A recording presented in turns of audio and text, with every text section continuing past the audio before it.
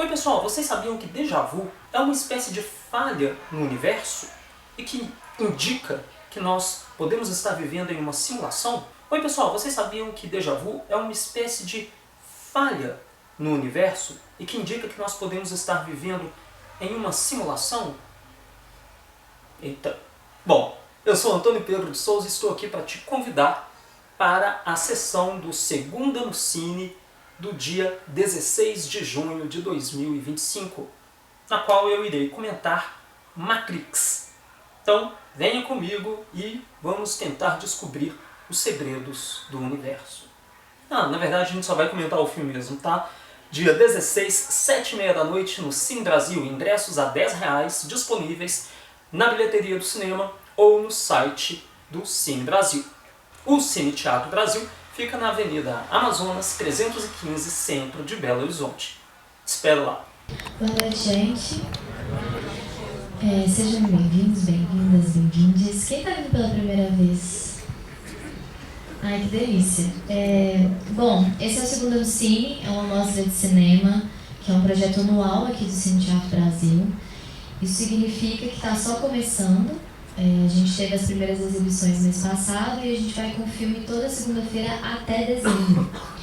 A nossa curadoria ela é mensal, então todo mês a gente tem temas que reúnem conjuntos de filmes, né, de 4 a 5 filmes. Esse mês a gente está focado no roteiro, então são filmes que trazem histórias extraordinárias, esses roteiros, né, trabalhados. E a cada mês a gente vai renovando esses temas e essa curadoria. Então, convido vocês a acompanharem, né, também essa programação, porque a gente consegue fazer essa corrente entre os filmes, esse diálogo entre os filmes, que é super legal, uma forma de revisitar esses filmes que às vezes a gente já viu, mas de uma nova perspectiva. E a gente constrói muito isso com a sessão comentada. Então, depois do filme, a gente tem um momento de conversa com um convidado especialista. Hoje a gente vai ter a conversa com o Antônio Pedro, que está aqui com a gente, que nos acompanha e que vai agregar aí nessa ideia de Matrix dentro do roteiro, dentro de outros aspectos. É aberto, então quem quiser também contribuir, trazer ideias. Tem alguém vindo ver Matrix pela primeira vez? Uau! É uma experiência e tanto, né? Mas é isso, gente. Então, convido vocês a acompanhar. A gente tem esse filme mais 2 ainda dentro dessa curadoria. E estou à disposição para qualquer dúvida. À disposição.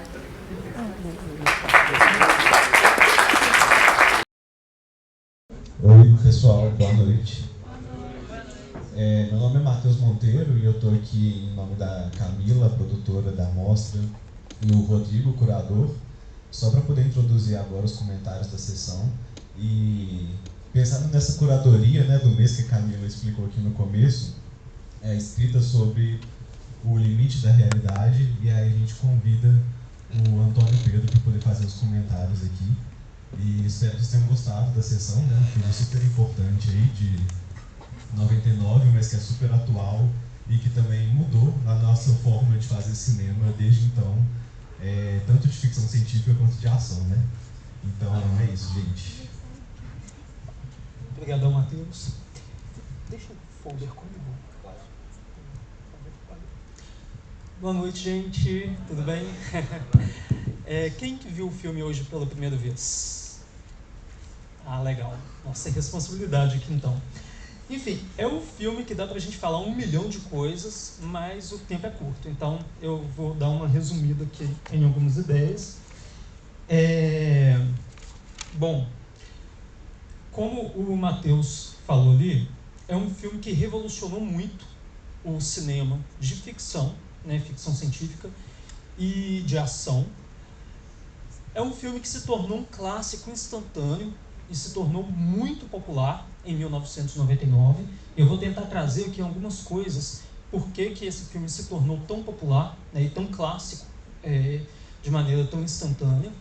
Mas um dos motivos que a gente pode perceber é que ele é um filme que mexe com essa questão tecnológica, algo que está sempre em voga, né? Inclusive ali, eu ouvi algumas risadas, eu também ri, na hora que o Morpheus ele fala ali que No começo do século XXI, a humanidade estava em polvorosa, comemorando a descoberta da inteligência artificial e tudo mais. Então, assim, é algo bem atual, né? E aí, quais consequências a gente vai ter disso? Enfim, só o futuro dirá.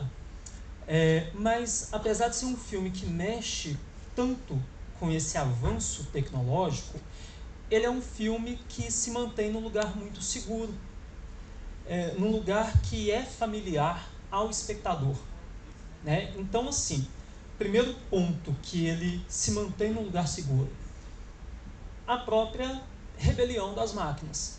É algo que já era visto muitas décadas antes. Claro, ficou mais popular com o Exterminador do Futuro, nos anos 80, e depois o Robocop, mas é um tema que é recorrente. Então, ele se mantém seguro nesses pontos, né? As diretoras, elas sabiam onde elas estavam pisando. Então, assim, tem esse avanço tecnológico, tem essa dualidade entre homem e máquina, mas, ao mesmo tempo, vamos nos manter aqui seguros do que a gente está falando, do que a gente está fazendo. Então, o primeiro ponto é a rebelião das máquinas. Assim como a gente já tinha visto em Exterminador do Futuro, em Robocop e outras obras antes e depois, Matrix vai brincar com isso. Vai chegar num certo ponto da história da humanidade em que homem e máquina vão entrar em conflito, vai haver um apocalipse ali das máquinas, as máquinas vão dominar e no meio desse caos vai surgir uma resistência. Se lá no Exterminador a resistência era o John Connor, aqui a resistência é o Neo. Então, vai estar sempre brincando com essa dualidade e com esse lugar confortável. Além disso, além dessa rebelião das máquinas que é clássico aí de Matrix, a gente vai ter, um filme totalmente referencial. O tempo todo Matrix está voltando para um lugar que a gente conhece. Seja uma referência literária, o tempo todo ali, Alice no País das Maravilhas, Siga o Coelho Branco, a questão das pílulas, ao mesmo lado cogumelo que a Alice tem que comer, que mais de Alice? A questão do espelho. A primeira vez que o Neo entra na Matrix ali, ele entra pelo espelho, A sequência de Alice no País das Maravilhas é Alice através do espelho. Então, sim, é totalmente referencial. Questão bíblica também, o tempo todo o filme faz referência ali a cidades, a nomes bíblicos, a nave, enfim, tudo ali. Então é algo que é confortável para o espectador. Ele traz essa briga tecnológica ali entre homem e máquina, mas ao mesmo tempo ele traz esse conforto. Então a gente não fica... É um filme que nos surpreende, claro, mas é um filme que ele sabe onde incomodar, quando incomodar e ser ao mesmo tempo confortável para quem está assistindo, porque a gente conhece ali basicamente todas as referências. Então, como eu falei aqui, Alice, a historinha da Bíblia, mitologia, a questão do oráculo, então mitologia grega, gato preto ali passando, enfim, tudo isso é algo que vai nos envolvendo. E ele é um filme que também, ao brincar com esse limite entre realidade e ficção, que é o tema da mostra deste mês, ele é um filme que ele, como eu falei aqui, ele vai fazendo isso com todas essas referências e tudo mais, ele acaba se tornando referencial também a outros gêneros do cinema, Originalmente, claro, a gente percebe, é um filme de ficção científica / ação, mas, assim, o tempo todo aquele clima no ar, aquele clima de filme de gangster, aquele clima meio poderoso chefão em algumas cenas ali, aqueles agentes todos. Então é um filme que ele vai fazendo todas essas voltas, como o Morpheus fala ali, quem está assistindo pela primeira vez, o próprio Neo e tudo, acha que está em 1999, que é o ano em que o filme foi feito, mas na verdade eles estão em algum ano próximo a 2199. Então é um filme que se passaria 200 anos no futuro, do momento em que ele foi produzido. E aí as máquinas então dominaram o planeta estão usando os humanos como pilha. Talvez essa seja a parte assim que, quando a gente está vendo pela primeira vez, seja um pouco mais difícil de entender. Por quê? No Exterminador do Futuro, por exemplo, a gente sabe que houve uma guerra, as máquinas dominaram a humanidade e que, em algum momento, o John Connor, né, do futuro, vai mandar um protetor para sua mãe do passado. No Robocop, a gente tem ali uma espécie de futuro também distópico, em que o homem ele é, de certo modo, transformado em máquina para lutar contra o crime. E aqui, o Matrix, o que deixa a gente um pouco confuso, às vezes, nessa primeira vez que a gente vê e tal, é isso, como que se dá essa guerra entre homem e máquina, né? E aí, o próprio Morpheus fala que não é tão fácil explicar o que é a Matrix. O que se sabe é que, em um determinado ponto da história da humanidade, as máquinas assumiram esse controle, e aí os homens, tentando derrotar as máquinas, acabaram se autoderrotando, se autodestruindo, e as máquinas perceberam que os homens, né, a raça humana, é uma fonte praticamente inesgotável de energia. E aí passam a nos usar, então, como pilha, como bateria, para se autocarregar. Então, os homens, a humanidade passa a ser usada, então, como esse estoque enérgico do qual as máquinas precisam. Então, e aí, quando o Neo acorda, né, ali pela primeira vez que ele pega aquela pílula vermelha, que aí dá mais pano para manga, né, enfim, mas quando o Neo acorda ali pela primeira vez, ele realmente se vê nesse campo ali de produção, com vários humanos, como se todos estivessem em coma, né, dormindo e tudo mais, e sendo realmente usados apenas como fontes de energia. Quando ele desperta, as máquinas tentam, né, de certo modo, desligá-lo ali, e o que elas fazem? Aperta o botão de descarga, né, literalmente dá descarga no Neo, ele vai parar ali naquele lago para morrer, e aí é onde o Morfeu e a Trinity o salvam e tal. Bom, esses são alguns pontos, né, de Matrix que vão brincar com esse limite entre realidade e ficção, que é o tema da mostra deste mês. O que acontece? A primeira parte do filme realmente brinca com isso. A gente não sabe que universo é real e que universo é ficção. Porque começa com a Trinity ali sendo perseguida e tudo mais, e aí a gente, enfim, não sabe qual desses dois mundos é o mundo real ou é o mundo da ficção, o mundo da Matrix. Então isso só vai sendo revelado depois pra gente, e aí sempre que a gente tem a Matrix, a gente tem aquele filtro verde, né, a gravata ali do Morpheus também, verde, tudo, entre outros detalhes. Então vai se criando essa dualidade. E é um filme que ele promete uma coisa para o espectador, ele entrega isso que ele prometeu, só que sempre demora um pouco, a gente vai ficando ali ansioso. Por exemplo, tem a cena do treinamento, né, de luta entre o Neo e o Morpheus, mas o Neo só vai usar isso no ato final, ali com a gente. A cena do helicóptero, umas 3 vezes a gente vê o reflexo do helicóptero num prédio, a gente pensa, opa, vai bater, e não bate. E aí lá na frente bate. Então sim, ele vai, eu prometo aqui, mas calma que tem cenas dos próximos capítulos, eu entrego aqui.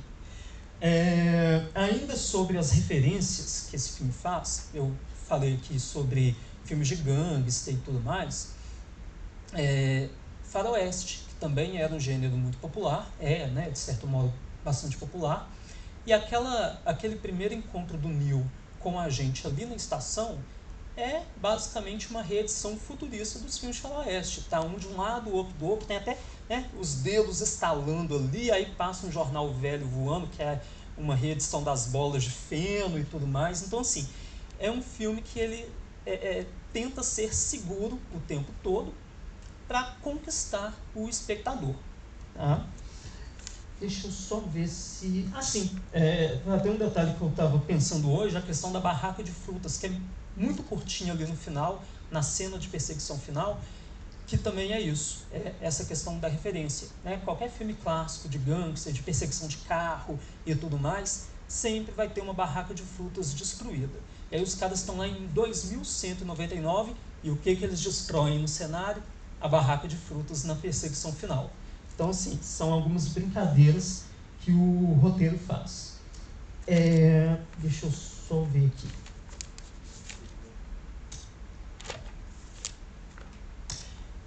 Eu vou abrir para perguntas daqui a pouquinho, se alguém, né, tiver alguma questão, alguma dúvida aqui. Eu só vou, antes de abrir aqui para as perguntas, falar como que foi o meu primeiro contato com Matrix, rapidinho aqui. E quando a Camila e o Rodrigo me convidaram, eu ri bastante, assim, porque é um filme que hoje eu gosto bastante, mas eu lembrei da Maria Trica, que comentou aqui algumas semanas atrás, o Laranja Mecânica, que para ela era um filme difícil de assistir, que é um filme que ela não gostava tanto assim. E Matrix, a primeira vez que eu assisti, eu odiei. O que acontece? Matrix, né, como eu falei aqui, foi lançado em 99. Eu tinha 10 anos de idade. Então, com 10 anos de idade, em 1999, assim como qualquer criança normal dos anos 90, meu lance cinematográfico não era ficção científica. Obviamente, como qualquer criança normal, o meu lance cinematográfico eram os filmes slasher dos anos 80. Né? E aí eu fui assistir Matrix em 2005, né? 6 anos depois do lançamento, para fazer um trabalho de escola, e eu odiei o filme. Falei assim, gente, é esse filme que todo mundo comenta, porque é até uma coisa que o Scream nos tirou um pouco, e aí é legal a gente ter sessões aqui, né, como Segunda no Cine, por exemplo, que é de comentar filme. Porque antes do Scream, né, quando a gente, sei lá, ia na locadora, pegava filme, via filme na TV, no cinema mesmo, tinha aquilo da gente comentar. Né? A gente ia na locadora, a gente comentava com o balconista, com outro cliente, com um amigo e tal. E aí, assim, Matrix era uma sensação. Né? Então, em 2005, né, já tinha de 6 anos do lançamento, já tinham saído as sequências, era uma sensação. Todo mundo comentava, passava na TV, todo mundo falava e tal. E aí eu fui assistir assim, gente, é isso? É desse filme que todo mundo fala? Não, eu prefiro, sei lá, MIB, Homem de Preto ou qualquer outra coisa aí, mas não dá. E aí eu fiquei anos sem ver Matrix. Né? Corta então para 2009, eu abro uma videolocadora. Estou entregando minha idade, mas enfim, abri uma videolocadora, coloquei Matrix na prateleira porque eu entendi a importância do filme, mas não gostava. Aí corta para 2017, Cine Brasil, numa era pré-Segunda no Cine. O crítico Pablo Vilaça ministra um curso aqui, nessa mesma sala, com os novos clássicos do cinema. E entre esses novos clássicos tinha Eduardo Mãos de Tesoura, Clube dos Cinco e Matrix. E aí ele foi explicando ali alguns pontos, alguns tópicos de Matrix. Assim, caramba, não é que esse filme parece ser interessante, mas ainda não assisti. Fui assistir depois, numa maratona no Cine Humberto Mauro. E aí, tô assim, caramba, o filme é legal mesmo, né? Assim, aí, né, passa o tempo, a gente, ora gosta mais, ora gosta menos. Não sei se houvesse aqui um apocalipse das máquinas ou um apocalipse zumbi e eu tivesse espaço para escolher só um filme, se eu escolheria Matrix. Talvez eu escolhesse um slasher dos anos 80 ou o Ligados pelo Desejo, que é o filme anterior das diretoras dele. Para mim é um filmaço também. Mas é isso. Então, assim, essa é a minha história com Matrix. Aí, quando eu fui convidado para comentar, assim, amei a ideia. Porque quando a gente já gosta de um filme desde o começo, é fácil comentar. Mas quando a gente passa por esse processo, não gosto. Assistir de novo agora eu gosto, tudo. É mais interessante, porque a gente descobre mais detalhes da produção e tudo mais.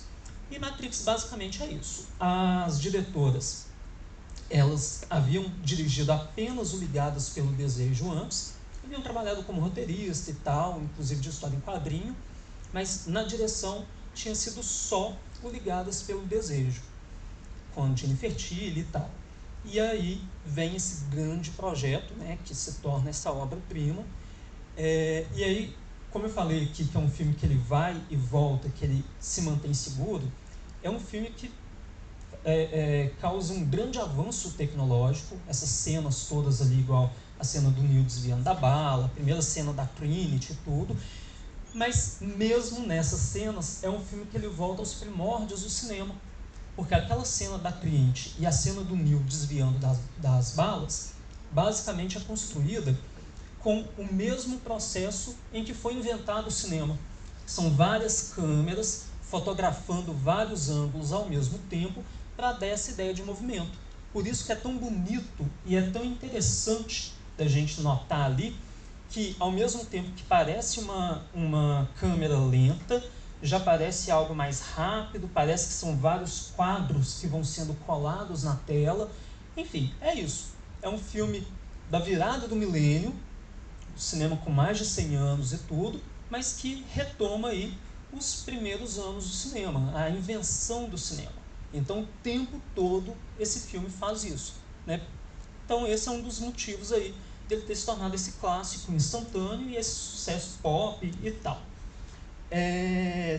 Enfim, como eu falei, o tempo é curto, então eu vou abrir para perguntas e aí, à medida que vocês forem questionando ou acrescentando aí os comentários, eu vou abrindo aqui para alguns outros rascunhos que eu tinha feito.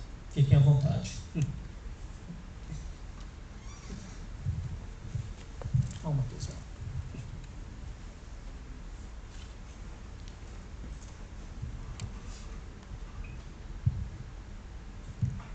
Tudo bem, Antônio? Tudo bom. Eu tinha pensado aqui algumas coisas, vou tentar Claro. ser resumido aqui com elas. Realmente é um filme muito inovador, assim, né? Influenciou muita coisa. Estava aí falando no finalzinho dessa questão desse tipo de cena de ação e tudo mais. E mais cedo eu estava pensando assim, não, mas será que talvez Matrix não foi aquele filme que deu início para todos os filmes de ação que está enfiando câmera lenta, tentando fazer uma composição artística para tentar evocar essa coisa que Matrix foi tão original nisso, né? Mas acho que o que me chama mais a atenção no Matrix são algumas leituras para além da história, para além da ficção científica e tudo mais.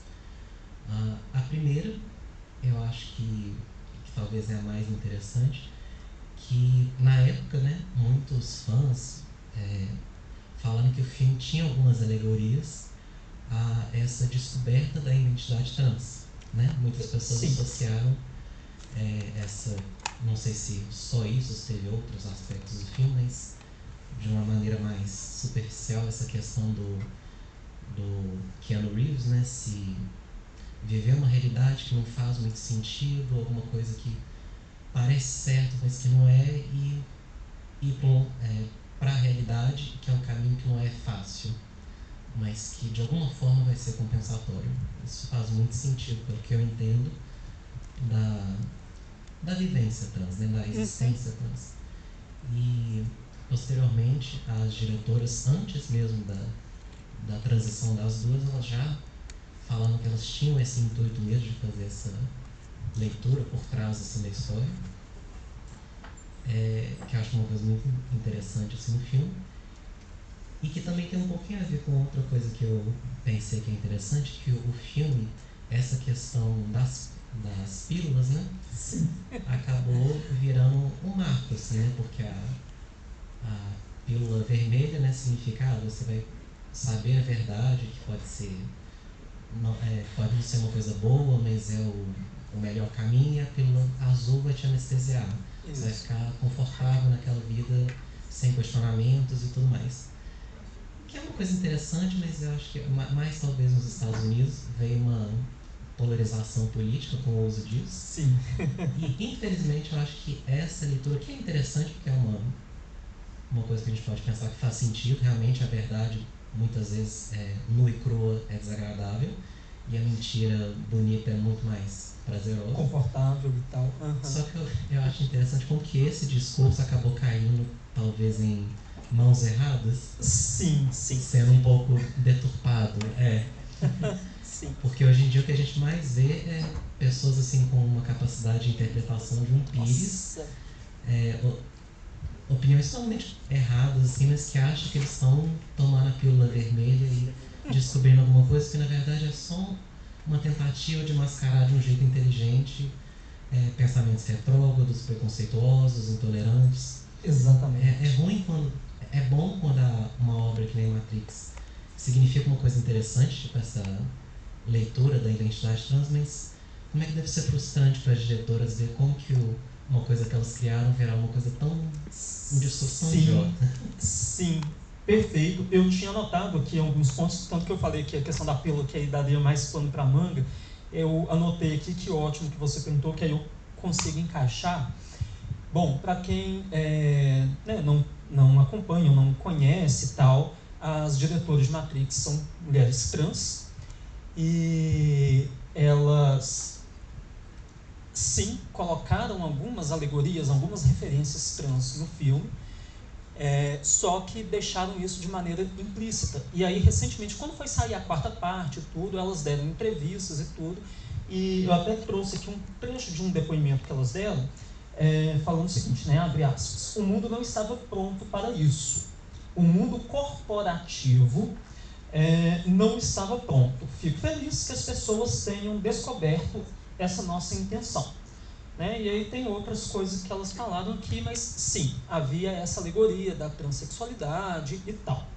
Em relação às pílulas, né, vermelha e azul, foi, voltando aqui no comentário que a Maria Prica fez de Laranja Mecânica, porque no dia alguém da plateia perguntou para Maria Prica a questão do movimento incel e tudo mais, que enfim, seriam de homens misóginos e tudo, e que de certo modo se espelhavam no personagem lá de Laranja Mecânica.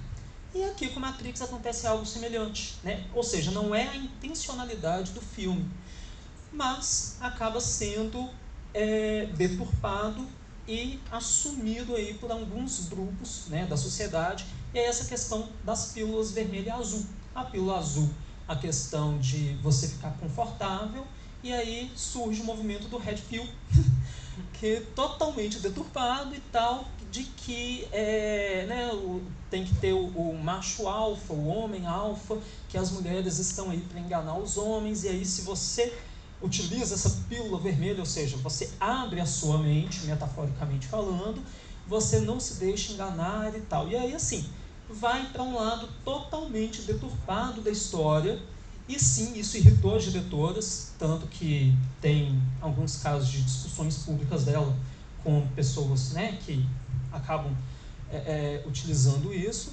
E aí, assim, a gente vê essa questão. O filme, tanto lá do Laranja Mecânica quanto aqui no Matrix, a intencionalidade é uma, né, o diretor, o roteirista e tudo mais, eles apontam um determinado caminho, mas no decorrer da história criam-se essas novas interpretações, e aí essas interpretações acabam sendo assumidas por grupos que são contra, né, inclusive, os ideais de quem projetou essa história e tal. Então, sim, isso infelizmente aconteceu. Mais alguma?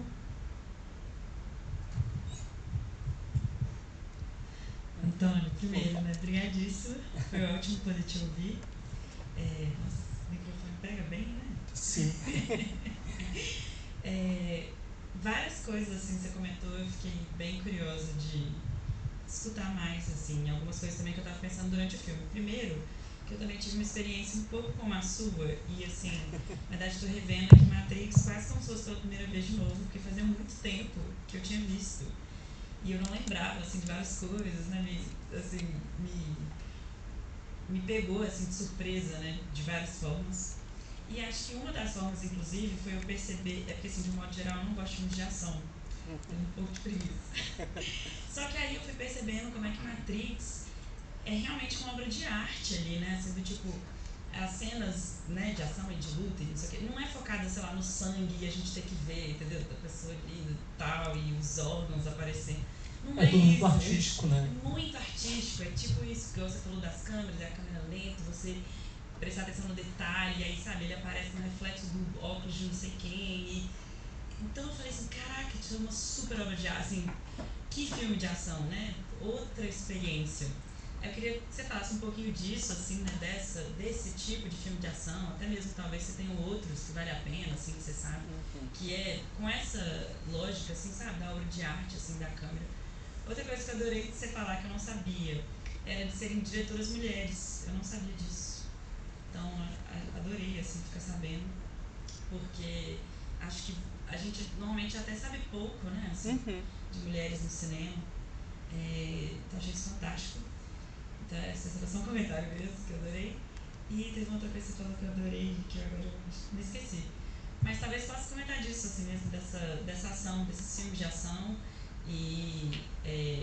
Outra coisa que eu adorei também, e que você me fez ficar agora vendo o filme, assim, revisitando cenas, pensando nisso, é dessas conexões, esses diálogos, essas referências que está fazendo com outras narrativas, né?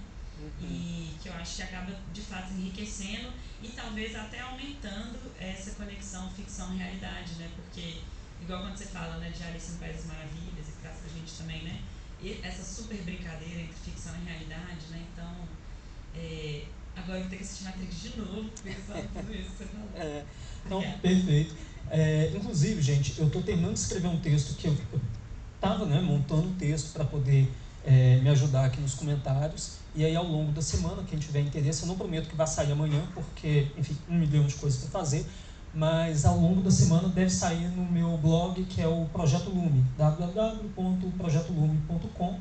Então, até o fim da semana vai estar lá um texto com várias dessas observações que eu fiz aqui. Mas falando da arte, tem um filme mais ou menos dessa época, acho que, não sei se ele é de 2000 ou 2001, que é O Tigre e o Dragão, que é lindíssimo, e é bem assim, com essas cenas de luta bem coreografadas e tal. Isso é legal quando a gente tem essas cenas coreografadas, e isso remete aos filmes famosos de Kung Fu e tudo mais lá dos anos 70 também. Então, mais uma vez, essa referência. Como eu falei, né, é um filme que ele é audacioso em alguns pontos, mas ele não perde o seu lugar seguro, ele é confortável. Talvez por isso que seja tão gostoso de assistir, mesmo para quem não goste de filme de ação, porque você vai reconhecendo ali, né, o carro preto, né, o pessoal ali com aquelas capas. É muito filme gangster isso, é muito filme estilo, como eu falei aqui, Poderoso Chefão, filme noir e tal. As cenas de ação remetem bastante a esses filmes de Kung Fu que a gente via e tudo. Então, assim, é isso. Ele é um filme artístico, tanto que, assim, a questão do orçamento, tudo, né, chegou a bater ali algumas vezes, porque é um filme caro, é um filme artístico, e ele é um filme que se faz seguro e confortável. A questão das diretoras trans e tudo, é algo caro para elas também, tanto que eu falei aqui do Ligadas pelo Desejo, que traz 2 protagonistas lésbicas. Então, desde a primeira obra delas, que tem essa questão mesmo, né, do LGBT e tal, porque, enfim, é algo da vivência, da experiência delas. Então, quando a gente começa a observar isso, a gente consegue entender um pouco mais as nuances desse filme, né, e das demais obras delas. Mas aí é isso, assim, que eu me lembrei aqui agora que essa questão de luta e tudo, o Tigre e o Dragão, que tem essas cenas maravilhosas de pessoas voando e lutando no ar e tudo mais, e, enfim, e que é bonito, é visualmente bonito, é confortável, é gostoso de assistir, e, assim, a gente se surpreende com cenas belíssimas, mas, como eu falei, né, fica naquele, eu não preciso me assustar, não preciso sair daqui e tudo mais.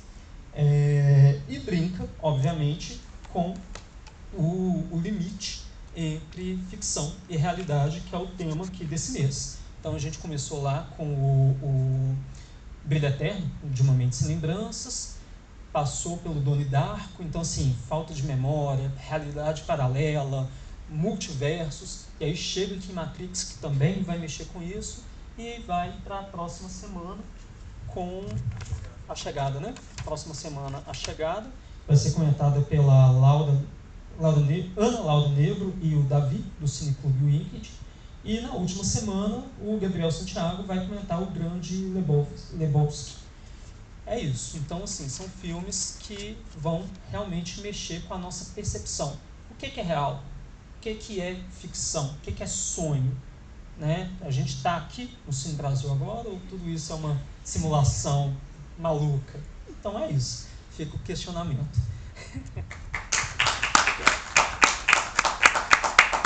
Gente, eu agradeço, né, a presença de todo mundo, por terem ficado também para os comentários. Agradeço o Antônio, em nome da Camila e do Rodrigo.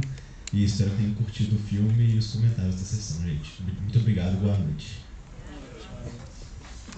vai deixar eu ir embora pensando nisso, né? Obrigado. Obrigado. Obrigado, Matheus. Eu que agradeço. Assim, até as próximas. É isso aí.